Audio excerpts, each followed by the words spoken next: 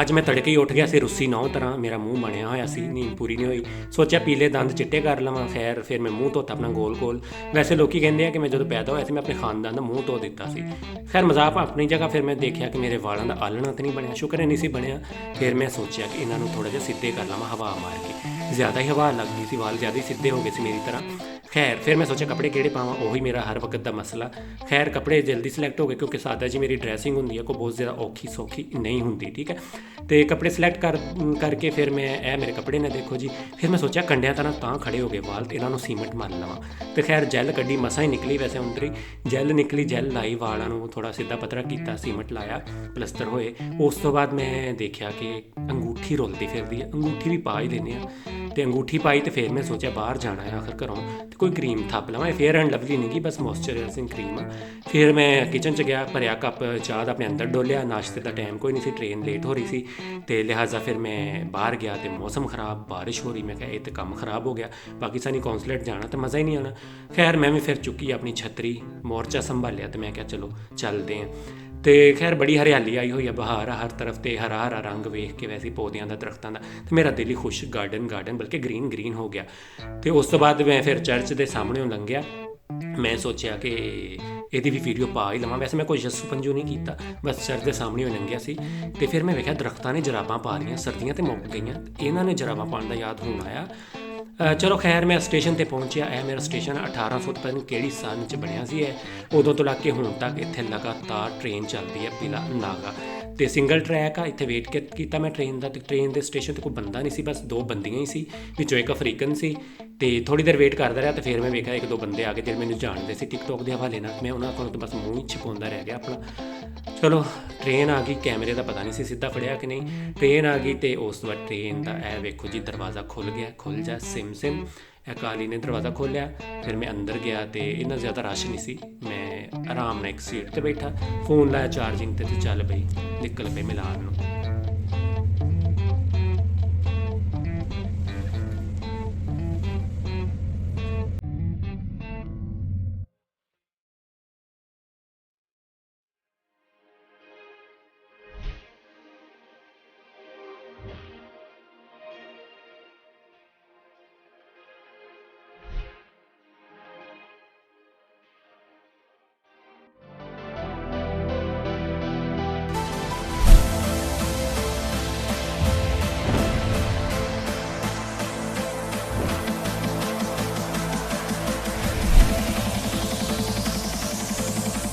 ਮਿਲਾਨ ਮੈਂ ਉਤਰਿਆ ਪੋਰਤਾ ਗਰੀਬਾਲਦੀ ਸਟੇਸ਼ਨ 'ਤੇ। ਪਤਾ ਲੱਗਾ ਕਿ ਥੱਲੇ 3 ਦਰਜੇ ਥੱਲੇ ਜਾਣਾ ਹੈ, ਯਾਨੀ ਕਿ 3 ਮੰਜ਼ਲਾਂ ਡੂੰਘਾ ਜਾਣਾ ਹੈ।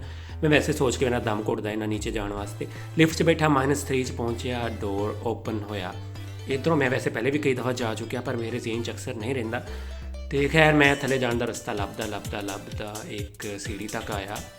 ਜਦੋਂ ਆਇਆ ਤਾਂ ਪਤਾ ਲੱਗਾ ਇਹ ਤਾਂ ਚੜ੍ਹਨ ਵਾਲੀ ਆ, ਠਾਂ ਜਾਣ ਵਾਲੀ ਨਹੀਂ ਹੈਗੀ। ਫਿਰ ਮੈਂ ਦੂਸਰਾ ਰਸਤਾ ਲੱਭਿਆ ਥੋੜ੍ਹਾ ਜਿਹਾ। ਮੈਂ ਕਿਹਾ ਮੈਪ ਵੀ ਦੇਖ ਲਈਏ ਕਿਹੜੇ ਬਿਨਾਰੀਓ ਤੋਂ ਟ੍ਰੇਨ ਜਾਣੀ ਹੈ। ਨਵਾਂ ਤਾਂ ਨਹੀਂ ਸੀ ਮੈਂ, ਲੇਕਿਨ ਫਿਰ ਵੀ ਮੈਂ ਕਨਫਰਮੇਸ਼ਨ ਹਮੇਸ਼ਾ ਕਰਦਾ, ਕਿਉਂਕਿ ਚੀਜ਼ਾਂ ਚੇਂਜ ਵੀ ਹੁੰਦੀਆਂ ਰਹਿੰਦੀਆਂ।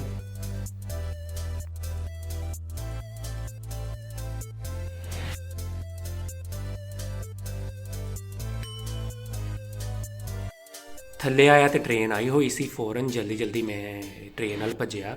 1-2 ਬੰਦੇ ਕੋਲ ਕਨਫਰਮ ਕੀਤਾ ਕਿ ਉੱਥੇ ਜਾਣੀ ਹੈ ਮਿਲਾਨੋ ਬੋਵੀਜ਼ਾ, ਜਿੱਥੇ ਪਾਕਿਸਤਾਨੀ ਕੌਂਸੂਲੇਟ ਜਾਂ ਨਹੀਂ। ਇੱਕ ਕਹਿੰਦਾ ਹਾਂ, ਦੂਸਰਾ ਕਹਿੰਦਾ ਨਾ। ਮੈਂ ਕਿਹਾ ਜਾਣ ਹੀ ਦਈਏ, ਹਾਂ ਜਾਣ ਦਈਏ, ਪੋਜ਼ੀਟਿਵ ਰਹੀਏ ਅੱਜ।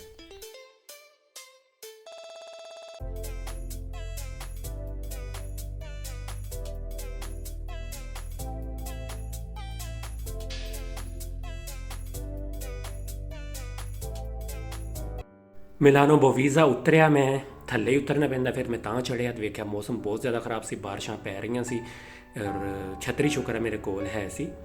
ਅਤੇ ਫਿਰ ਖੈਰ ਮੈਂ ਤੁਰਦਾ ਫਿਰਦਾ ਪਾਕਿਸਤਾਨੀ ਕੌਂਸੂਲੇਟ ਤੱਕ ਪਹੁੰਚ ਹੀ ਗਿਆ ਸੀ। ਇਹ ਮਿਲਾਨ ਦਾ ਮੈਂ ਤੁਹਾਨੂੰ ਥੋੜ੍ਹਾ ਜਿਹਾ ਨਜ਼ਾਰਾ ਕਰਾ ਦੇਵਾਂ।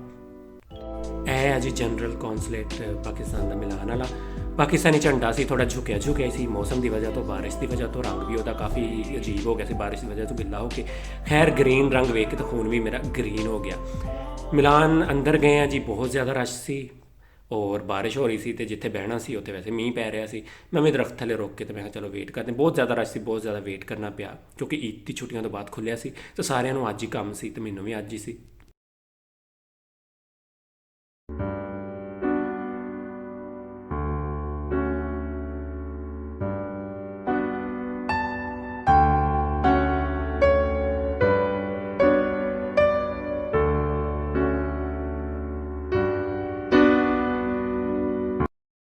ਕੰਮ ਸ਼ੁਕਰ ਮੇਰਾ ਹੋ ਗਿਆ। ਉਸ ਤੋਂ ਬਾਅਦ ਮੈਂ ਵਾਪਸ ਸਟੇਸ਼ਨ ਆਇਆ ਬੋਵੀਜ਼ਾ। ਮੈਂ ਕਿਹਾ ਉੱਚੀਆਂ ਉੱਚੀਆਂ ਲੰਬੀਆਂ 2 ਬਿਲਡਿੰਗਾਂ ਵੀ ਤੁਹਾਨੂੰ ਦਿਖਾ ਦੇਵਾਂ। ਫਿਰ ਮੈਂ ਉਤਰਿਆ ਪੈਸਾ ਆਪਣਾ ਪੋਰਤਾ ਗਰੀਬਾਲਦੀ ਸਟੇਸ਼ਨ ਤੋਂ ਬਾਹਰ ਆਇਆ, ਉੱਥੇ ਐਚੈਂਤਰੋ ਦਿਰੇਸੀਓਨਾਲੇ ਆ। ਮੈਂ ਕਿਹਾ ਇਹਦਾ ਵੀ ਤੁਹਾਨੂੰ ਥੋੜ੍ਹਾ ਜਿਹਾ ਨਜ਼ਾਰਾ ਕਰਾਂਗਾ। ਵੈਸੇ ਪਹਿਲੇ ਤੁਸੀਂ ਦੇਖ ਚੁੱਕੇ ਹੋ ਮੇਰੀ ਕਾਫੀ ਵੀਡੀਓਜ਼। ਅੱਜ ਮੈਂ ਸੋਚਿਆ ਕਿ ਮੈਂ ਨਾਲ ਕਮੈਂਟਰੀ ਕਰਕੇ ਵੀ ਦੱਸ ਦੇਵਾਂ।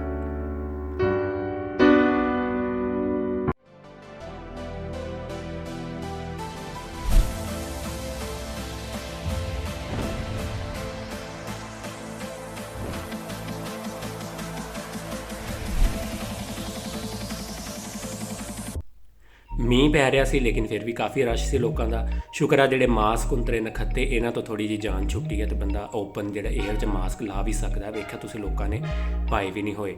ਖੈਰ ਮੈਂ ਛੇੜ ਦੇ ਥੱਲੇ ਤੁਰਦਾ ਤੁਰਦਾ ਅੱਗੇ ਵਧਿਆ। ਮੈਂ ਚਾਹੁੰਦਾ ਸੀ ਕਿ ਕੁਝ ਵੀਡੀਓ ਬਣਾਵਾਂ ਲੇਕਿਨ ਮੌਸਮ ਨੇ ਅੱਜ ਇਜਾਜ਼ਤ ਨਹੀਂ ਦਿੱਤੀ। ਖਾਣ ਪੀਣ ਦੀ ਵੀਡੀਓ ਮੈਂ ਵੈਸੇ ਤੇ ਬਹੁਤ ਜ਼ਿਆਦਾ ਅਵੋਇਡ ਕਰਦਾ ਕਿ ਮੈਂ ਕੁਝ ਖਾਵਾਂ ਪੀਵਾਂ ਤਾਂ ਉਹਦੀ ਵੀਡੀਓ ਨਾ ਹੀ ਲਾਵਾਂ, ਲੇਕਿਨ ਫਿਰ ਆਖਰ ਵੀਲੋਗਸ ਬਣਾਉਣ ਦਾ ਮਕਸਦ ਹੁੰਦਾ ਤੇ ਉਹਦੇ ਵਿੱਚ ਥੋੜ੍ਹਾ ਬਹੁਤ ਪਾਉਣਾ ਹੀ ਪੈਂਦਾ। ਤਾਂ ਅੱਗੇ ਚੱਲ ਕੇ ਮੈਂ ਤੁਹਾਨੂੰ ਦੱਸਦਾ ਮੈਂ ਕੀ ਖਾਧਾ।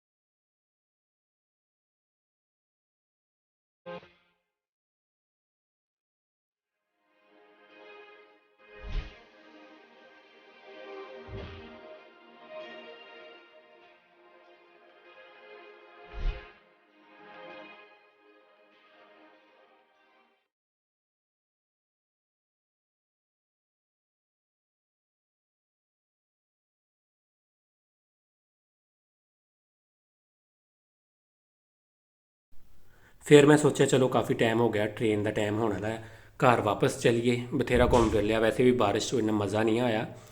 ਤੇ ਮੈਂ ਵਾਪਸ ਉਤਰਿਆ, ਸਟੇਸ਼ਨ ਵੱਲ ਗਿਆ।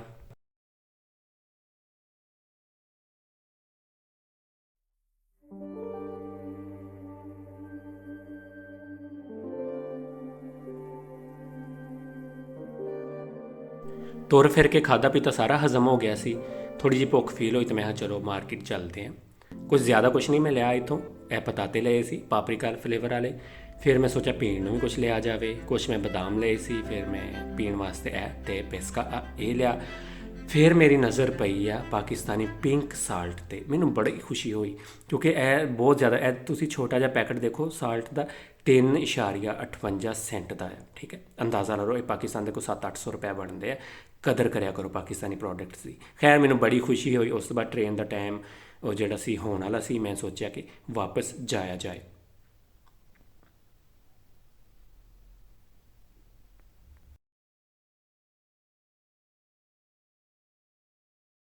ਟ੍ਰੇਨ 'ਚ ਜਾਣ ਤੋਂ ਪਹਿਲੇ ਮੈਂ ਸੋਚਿਆ ਵਾਸ਼ਰੂਮ ਹੋ ਲਵਾਂ ਕਿਉਂਕਿ ਟ੍ਰੇਨਾਂ 'ਚ ਜਿਹੜੇ ਵਾਸ਼ਰੂਮ ਆ ਮੈਂ ਉਹਨਾਂ ਦੇ ਵਿੱਚ ਨਹੀਂ ਜਾਂਦਾ, ਮੈਂ ਉਹਨਾਂ ਨੂੰ ਯੂਜ਼ ਨਹੀਂ ਕਰਦਾ। ਲਿਹਾਜ਼ਾ ਸਟੇਸ਼ਨ 'ਤੇ ਹੀ ਛੋਟਾ ਜਿਹਾ ਵਾਸ਼ਰੂਮ ਸੀ, ਇੱਥੋਂ ਹੋਇਆ ਆਪਣੇ ਹੱਥ ਪੈਰ ਧੋਤੇ। ਹੱਥ ਪੈਰ ਨਹੀਂ ਧੋਤੇ, ਖੈਰ ਹੱਥ ਧੋਤੇ। ਉਸ ਤੋਂ ਬਾਅਦ ਮੈਂ ਟ੍ਰੇਨ 'ਚ ਚਲਾ ਗਿਆ। ਇਹ ਟ੍ਰੇਨ ਜਿਹੜੀ ਹੈ ਤੁਹਾਨੂੰ ਨਜ਼ਰ ਆ ਰਹੀ ਹੈ, ਇਹ ਵਾਲੀ ਨਹੀਂ, ਉਹ ਅੱਗੇ ਆਣੀ ਹੈ ਛੋਟੀ। ਠੀਕ ਹੈ, ਤੇ ਟ੍ਰੇਨ ਆਪਣੇ ਟਾਈਮ 'ਤੇ ਸੀ। ਬੈਠਾ ਔਰ ਵਾਪਸ ਚਲਾ ਗਿਆ। ਆਪਣਾ ਬਹੁਤ ਸਾਰਾ ਖਿਆਲ ਰੱਖਿਓ। ਨੈਕਸਟ ਟਾਈਮ ਮੈਨੂੰ ਫੇਰ ਵੇਖਿਓ ਔਰ ਚੈਨਲ ਸਬਸਕ੍ਰਾਈਬ ਕਰ ਦਿਓ ਜੇ ਤੁਹਾਨੂੰ ਵੀਡੀਓ ਅੱਛੀ ਲੱਗੇ। Thank you.